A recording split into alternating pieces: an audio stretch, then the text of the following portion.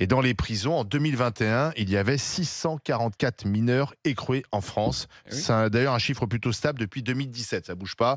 Donc ça fait 644 mineurs. C'est vraiment pour des faits très graves. Hein. Oui. Là, on est dans de la gravité parce que c'est pour des faits. visiblement, là, c'est donc prémédité. Ils arrivent cagoulés, donc c'est organisé. C'est pas genre une bagarre qui tourne mal. Méditer et lâche, C'est parce qu'ils sont voilà. plusieurs. Ils l'ont attendu. Et ils sont en fuite C'est d'ailleurs. pour ça que je dis là, ils assassinat, sont jugés, parce là. que c'est prémédité, vous avez un guet-apens, vous avez tout ce qui fait que ce crime est passible de la cour d'assises. Rémi est avec nous au 32-16. Bonjour Rémi. Bonjour Rémi. Bonjour Rémi.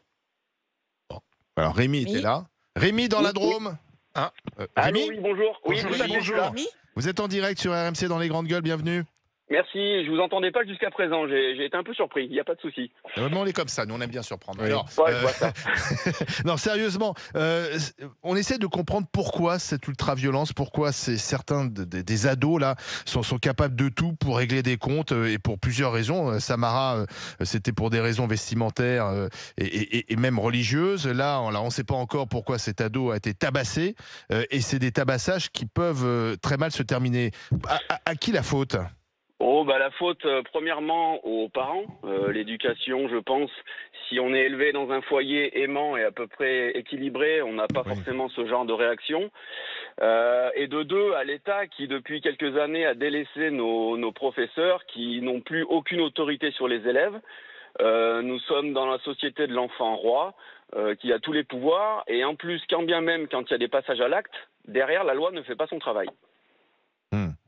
Bah oui, alors les parents, c'est vrai que ce serait intéressant de savoir quel est le profil des parents des jeunes qui tabassent. Oui, évidemment, j'ai pas le profil comme vous. J'étais intervenu il y a pas si longtemps que ça d'ailleurs sur la montée des violences gratuites dans nos campagnes, parce que j'y suis issu. J'étais intervenu. C'est malheureusement toujours le même profil, ou à 90% du temps. Là, j'ai pas le profil des agresseurs, mais à mon avis, ça sera du sans surprise. Ça va, voilà. Et en plus, derrière, Ça veut dire quoi sans surprise ? Sans surprise, ça veut dire que c'est probablement des gens issus de l'immigration. Et il y a un lien ? Ah oui, bien sûr, monsieur. Donc, les gens issus de l'immigration ont l'ADN de la violence. En tout cas... allez jusqu'au bout de votre raisonnement. Les gens issus de l'immigration ont un ADN de la violence. Alors, pas un ADN parce qu'ils ne le sont pas tous. D'accord. Mais Donc, il y a peut-être un autre point commun qui est peut-être le parcours social, mais ça vous intéresse pas. C'est plus simple de voir issus de l'immigration. Mais c'est toujours facile de tout excuser. Non, mais je vous dis, c'est vous qui êtes dans la facilité. Moi, j'y suis pas. C'est vous qui êtes dans la facilité. Vous dites issus de l'immigration, point barre. Ça vous suffit comme. Il y a peut-être autre chose, mais vous voyez que ça. Alors, c'est un des gros arguments. Mais c'est pas un argument issu de l'immigration. À partir du moment où il n'y a pas d'ADN de la violence, c'est pas un argument. Oui, je suis désolé. C'est des jeunes, ils sont délaissés. Pourquoi ? C'est quoi parce qu'il y a un parcours social qui fait que. Mais ça, oui, mais c'est plus une il y a un problème d'intégration aussi. C'est une réalité quand même. Oui. Attendez, mais ce que je veux dire, c'est que arrêtez de lier ça à l'immigration. Mais c'est lié. Mais malheureusement, mais non, mais il faut dire, moi pour le coup. Attendez, pas tous en même temps. Je vais aller dans le sens de notre auditeur.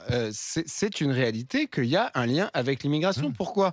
Parce que vous avez souvent chez ces jeunes mineurs ultra violents des familles monoparentales, c'est-à-dire en pratique la mère seule, parce que le père est retourné au pays. Donc c'est en lien avec un parcours de vie et un parcours social. Oui, mais c'est donc aussi en lien. C'est aussi en lien avec le fait parcours social. Et il se trouve qu'effectivement, sur les gens issus de l'immigration, ils ont souvent un parcours qui est un peu plus compliqué. C'est aussi en lien. Mais ça ne veut pas dire que j'ai l'excuse. Ça veut pas dire que je l'excuse. Mais par contre, je refuse totalement, je veux dire, d'associer une origine à des actes. C'est tout. Non, mais si vous avez envie de le faire, faites-le.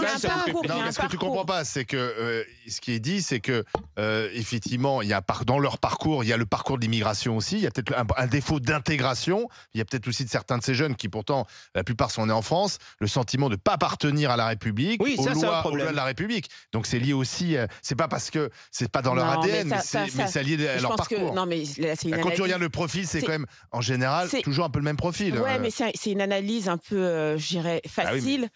Qui nous oblige pas à beaucoup de réflexion et c'est dommage.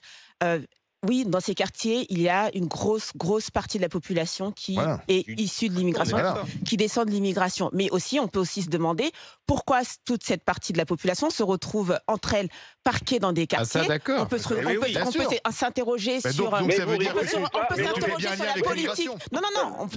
Moi, je fais pas l'immigration. Je fais un lien avec une politique de peuplement, ce qui est un peu différent. Oui, mais on peut s'interroger pourquoi il y a une telle politique de peuplement.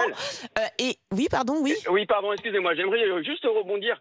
Vous dites pourquoi ils se retrouvent tous entre eux. Moi, j'ai des connaissances qui habitaient dans certains quartiers qui étaient blancs de souche. Bon, c'est pas un gros mot, je pense, qui se faisaient insulter tous les jours. Au bout d'un moment, les gens partent.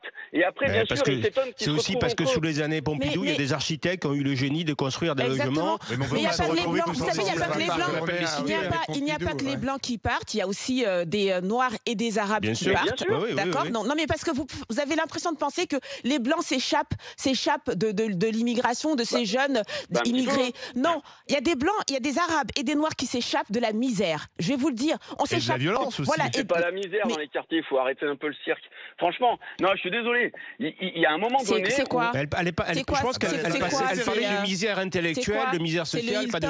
Vous allez arriver en disant qu'avec le deal, il n'y a pas de misère. Oui, mais là, vous êtes toujours dans l'excuse, ces eaux-là, et donc il faut pas. Non, pas du tout. Ah si, un peu. Non, mais pas du tout. Non, la seule chose qu'on. Mais pas du tout. Moi, vous êtes dans la culture de l'excuse. Je n'excuse pas. Je n'excuse pas, mais je n'accepte pas qu'on l'associe à une origine. C'est tout. Non, d'accord, mais j'ai dit la plupart des actes. Comme on pourrait dire que la plupart des agressions. Bon, est-ce que vous voyez un point commun entre Marco Mouli et Madoff? Mais Marco Mouli, mais c'est un rigolo. Est-ce que vous en voyez un point commun? Non. Bon, ok, mais moi non plus. Non, mais il y en a qui en voient un, je vous le dis, parce qu'ils ont la même théorie que vous, mais c'est de l'autre côté. Il y en a qui en voient un de point commun, et je ne l'accepte pas non plus. Non, mais Mourad, la question c'est de raisonner, je comprends ce que tu veux dire. Mais la question, c'est aussi de se demander qu'est-ce qu'on fait, en gros. Ah oui, mais ça, moi, je fais du constat. Mais donc, on prend le constat dans son intégralité. C'est-à-dire qu'il y a, en effet, pour une part, le fait que ce sont des jeunes qui viennent de l'immigration avec des mères seules, beaucoup d'enfants qui sont débordés et qui n'ont pas, comme le dit Joël, qui n'ont pas les moyens de les élever souvent, qui ont des bas salaires, qui sont en effet relégués dans des quartiers, etc., dans lesquels ils n'ont pas du tout les mêmes accès à la société que les jeunes qui grandissent dans d'autres endroits. Donc ça, c'est. Mais non, mais donc typiquement, on peut travailler sur ces accès. Il faut de la répression. Je suis d'accord. Alors qu'un chien te mord, tu ne peux pas passer ta vie à le caresser en espérant qu'il te morde plus. Bien sûr, il faut de la répression. Non, vous voulez dire dans un instant. Dans un instant, on remercie Rémi et dans un instant, on continue de débattre de ce qui se passe en ce moment dans certains de nos quartiers, à Viry-Châtillon, Montpellier, ces ados qui sont massacrés. Et quand on parle d'ailleurs des origines, je vous rappelle que Samara, elle s'appelle Samara, elle est fille d'une famille de harkis, c'est ce qu'a dit sa mère, et elle a été agressée par des gens qui lui reprochaient de ne pas porter le voile. Donc il y a quand même un problème culturel et religieux aussi. Non mais là, c'est pas de la religion. Et on ne peut pas le nier. Non, Olivier, on en revient. C'est RMC jusqu'à midi. Les grandes gueules.